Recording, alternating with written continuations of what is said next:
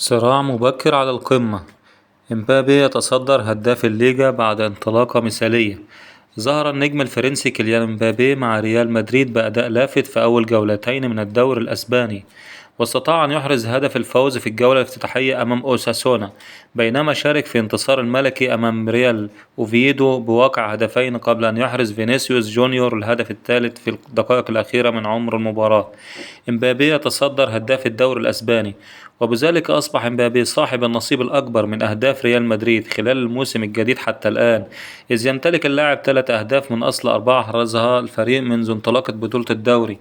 وتشهد قائمة الهدافين بالدوري الأسباني صراعا مبكرا على القمة، بعدما احتل امبابي صدارة هداف الدوري بثلاث أهداف وعدله تاجون بوكانان لاعب فيا ريال الأسباني الذي أحرز هاتريك في مباراته الأخيرة أمام جيرونا.